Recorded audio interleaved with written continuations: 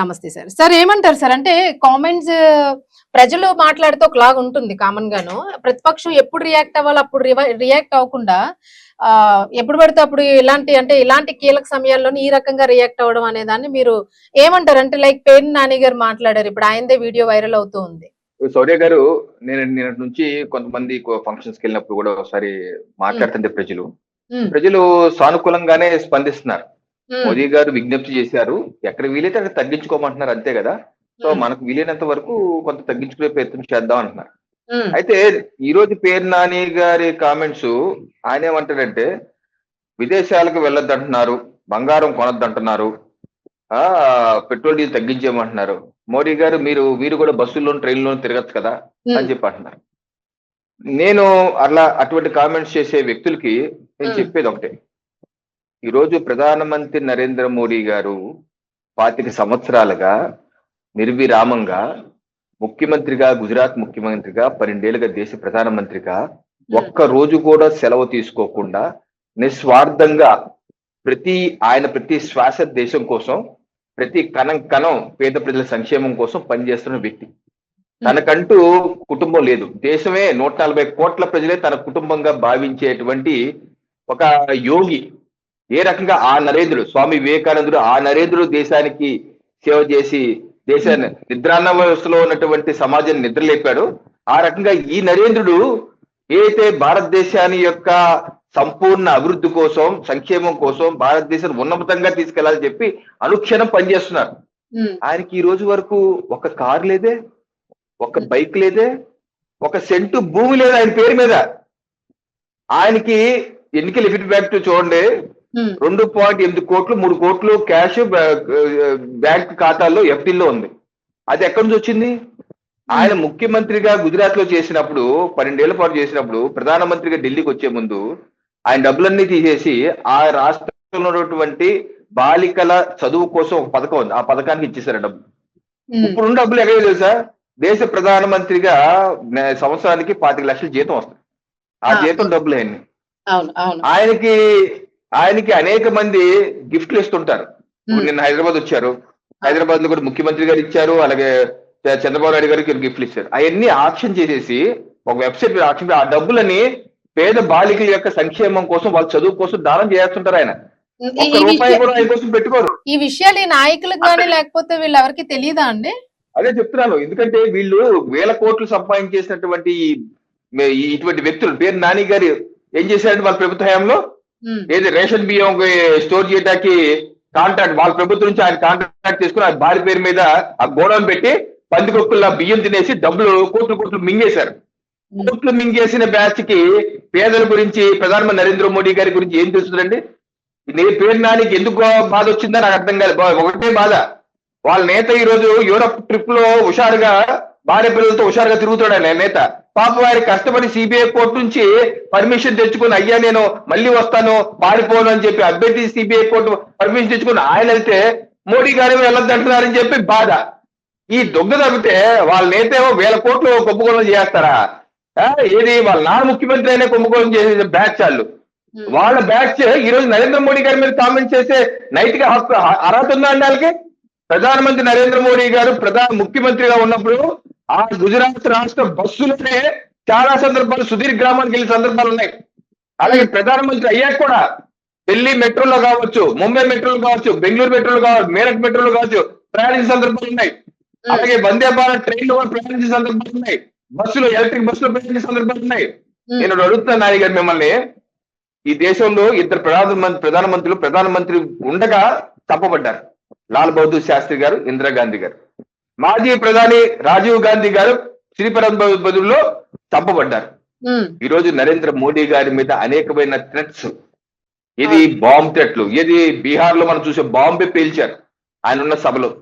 ఈ రోజు అనేకమైనటువంటి చూస్తున్నాం మనం కూడా. ఇటీవల బీహార్ లో ఒక కుర్రాడు ఆల్రెడీ ఒక మెయిల్ పెట్టాడు, ఎవరికి? అమెరికా సిఐఏకి, నేను ప్రధానమంత్రి చంపేస్తానని చెప్పేసి. ఇటువంటి థ్రెట్లు ఉన్న పరిస్థితుల్లో ఒక ఎస్పీజీ ప్రొడక్షన్ ఉన్నటువంటి ప్రధానమంత్రి ఆయన ట్రైన్ లో రావడానికి, బస్సులో రావడానికి ఏమీ ఇబ్బంది ఉండదు. నాన్నగారు, మీ నేతకి ఇబ్బంది ఉంటుంది. పేదల రైతులు కష్టాల్లో ఉంటే రెడ్ కార్పెట్ వేసుకొని దాని మీద నుంచొని యాక్టింగ్ చేసే ముఖ్యమంత్రి మీ నాయకుడు. మా ప్రధానమంత్రి, ఈ దేశ ప్రధానమంత్రి ప్రధాన సేవకుడు ఆయన. ఎప్పుడు పేదల కోసం మమ్మీకోవడానికి వెనకంజ వేయడు, ముందే ఉంటాడు. చీపిరి పట్టి కూడా స్వచ్ఛ భారత్ చేసిన వ్యక్తి. చీపిరి పట్టి ప్రధానమంత్రి చీపిరి పట్టి వారు. ఈ రోజు ఆయన ఎస్పీజీ ప్రొటెక్షన్ లో ఉండి సామాన్యుడిగా ట్రైన్ లో తిరగటం సాధ్యమా? ఎంతమందికి ఇబ్బంది అవుతుందండి? అంటే కమర్షియల్ ఫ్లైట్ లో తిరగటం సాధ్యమా? ఎంతమందికి ఇబ్బంది అవుతుందండి? అంటే ప్రొటెక్షన్ లేకుండా ప్రధానమంత్రి వదిలేద్దామా? అంటే మీ ఉద్దేశం ఏంటి? మీ ఉద్దేశం, మీ వ్యాఖ్యలు సిగ్గుచేటు నాని గారు, క్షమాపణ చెప్పండి మీరు చేసిన వ్యాఖ్యలకి. ఇటువంటి వ్యాఖ్యలు చేస్తే ఏమంటే సూచన చేయండి. మీరు ఏదైనా ఉంటే దేశ పౌరుడిగా లేదా పాటిస్తే పాటించండి, లేదా మానేయండి. మీరు పాటిస్తే పాటించండి, లేదా మానేయండి నాని గారు. అంతేగాని ఇటువంటి దిక్కుమాలిన వ్యాఖ్యలు చేయొద్దు. ఇప్పటికే మీరు మీ నేత అతపానికి వెళ్ళిపోయారు మీరు చేసేటువంటి వేషాల వల్ల. ఇటువంటి వ్యాఖ్యల వల్ల ఉన్న పురుగు కష్టపోతుంది. కిరణ్ గారు, ఇక్కడ అదొక్కటే కాదు, వీళ్ళు అంటే చాలా మంది కామెంట్ చేస్తున్నది ఏంటంటే ఇంకొక విషయం కూడాను. మేబీ మరి అది అడగాల్సిన టైం కాబట్టి అడుగుతున్నాను. మోడీ గారు తినే ఫుడ్ ఖరీదు ఎంతో తెలుసా? మోడీ గారు తినే మష్రూమ్స్ ఎంతో తెలుసా? 4,000నో 40,000నో ఏదో సంథింగ్ చెప్తూ ఉన్నారు. సో అంత కాస్ట్లీ ఫుడ్ తింటూ ఉంటారు. అలాంటి ఆయన మనల్ని ఫుడ్ కంట్రోల్ చేసుకోవాలి, ఆయిల్ తగ్గించుకోండి అని చెప్తూ ఉన్నారు. ఇది ఎంతవరకు కరెక్ట్ అని అంటూ ఉన్నారు. సో దీనికి మీ సమాధానం ఏంటి? అంటే నరేంద్ర మోడీ గారి గురించి తెలియని వాళ్ళు ఇటువంటి వ్యాఖ్యలు లేకపోతే అనవసర నెరేటివ్ సృష్టించాలి. ఆయన ఒక ఆర్ఎస్ఎస్ ఆయనతో 20 మంది విమానంలో 20 మందో 15 మందో మొత్తానికి వంట వాళ్లే వెళ్తూ ఉంటారు. ఎక్కడికక్కడ వాళ్లే వండి పెట్టాలి, వేరే ఫుడ్ తినరు ఆయన అని. మీరు క్లారిటీ ఇవ్వాలి దీని మీద. ఇది పబ్లిక్ లో చాలా నెగిటివ్ వెళ్తుంది. అందుకు చెప్తున్నాను. లాల్ బహదూర్ శాస్త్రి గారు ఈ దేశ ప్రధానమంత్రి టాష్కెంట్ వెళ్ళారు. అగ్రిమెంట్ చేసుకుని ఇండియా పాకిస్తాన్ యుద్ధం అప్పుడు ఒప్పందం చేసుకుంటారు. మరి ఆ రోజు ఆయన చనిపోయింది ఎలాగా? ఫుడ్ పాయిజన్ కాదా? ఫుడ్ పాయిజన్ చేసి ఈ దేశ ప్రధానమంత్రి చంపేయబడ్డాడే. అటువంటి ఉదంతాలు లేవా? అలాంటప్పుడు ఈ మన ప్రధానమంత్రి మరి వాళ్ళ సొంత వంట మనుషులు తీసుకెళ్ళటం తప్పేంటి? ఈ రోజు ఆయనకు సంబంధించినట్టు ఫుడ్ బిల్లు మొత్తం ఆయనే కడతారు నరేంద్ర మోడీ గారు. ఆయన జీతం ఏదైతే ప్రధానమంత్రిగా జీతం వస్తారో ఆ జీతం నుండే ఆయన ఫుడ్ కానీ ఆయన బట్టలు కానీ ఆయనే స్వయంగా చెప్పిన సందర్భం. కాబట్టి ఆర్టీఐ వేసుకోవాలి. ఆర్టీఐ కూడా వేసిన ఒకటి ఆ మధ్య ఆర్టీఐ కూడా బయటకు వచ్చింది. ఆయనే పే చేస్తారు ఆ డబ్బులు. దానికి వచ్చే జీతం నుంచే పే చేస్తారు ఆయన బట్టలకు కానీ తిండికి కానీ. అటువంటి నిజాయితీ పరుల మీద మీరు విషయం కక్కడానికి మనుషులా రాక్షసులా? ఆకాశం మీద ఉమ్మేస్తారు, మీ మీదే పడతాయి. ఒక్క పైసా వెనకేసుకోలేదు, ఒక్క సెంటు భూమి లేదు ఆయనకి. ఒక్కరికి ఇన్ని 25 ఏళ్ల ఇది ఈ రోజు ముఖ్యమంత్రిగా ప్రధానమంత్రిగా 6 మాసాలు లేకపోతే సంవత్సరం ఉంటేనే అనేక కుంభకోణాలు చేస్తున్నారే. వాళ్ళకి కావాల్సిన అన్ని దోచిపెట్టుకుంటున్నారే. పెట్రోల్ బంకు నుంచి ఇన్ని చేసుకుంటున్నారే. ఈ 25 ఏళ్ల ఆయన జీవితంలో ముఖ్యమంత్రిగా ప్రధానమంత్రిగా ఒక్కరికైనా దోచిపెట్టాడు కుటుంబ సభ్యులుగానే ఉందా? అంటే ఈ రకంగా నిస్వార్థంగా సేవ చేసే వ్యక్తి మీద అటువంటి అభాండాలు అటువంటి వ్యాఖ్యలు చేయడానికి అది నోరా తాడిపట్ట? నాకు అర్థం కాదు. ఈ రోజు మీరు చూడండి, ముఖ్యమంత్రిగా చంద్రబాబు మన జగన్మోహన్ రెడ్డి గారు ఆయనకి ఎలా వచ్చాయండి 1000 కోట్లు? వాళ్ళ నాన్న ముఖ్యమంత్రిగా ఉంటే 2004లో ఆయన ఎన్నికలు ఆయన ఇన్కమ్ ట్యాక్స్ రిటర్న్స్ 10 లక్షలు లేవు. 2009కి వచ్చేసరికి 200-300 కోట్లు, 2011కి వచ్చేసరికి 500 కోట్లు అయిపోయింది. ఎలా అయిపోయిందండి? 5-6 ఏళ్ళు ఎలా సంపాదించారు మీరు? రాహుల్ గాంధీ గారికి ఎక్కడి నుంచి వచ్చే డబ్బులు? నేషనల్ హెరాల్డ్ ఏ రకంగా చేశారు డబ్బులు? ఏ రకంగా కుంభకోణం చేశారు? ఈరోజు బెయిల్ మీద తిరుగుతున్నారు వీళ్ళందరూ. బెయిల్ మీద తిరుగుతున్నారు బ్యాచ్. రాహుల్ గాంధీ గారి నుంచి, రాబర్ట్ వాద్రా నుంచి, సోనియా గాంధీ గారి నుంచి అందరు బెయిల్ మీద తిరుగుతున్నారు. అవినీతి సొమ్ము పోగేశారన్న ఆరోపణల మీదే కదా విచారణ జరుగుతుంది కదా.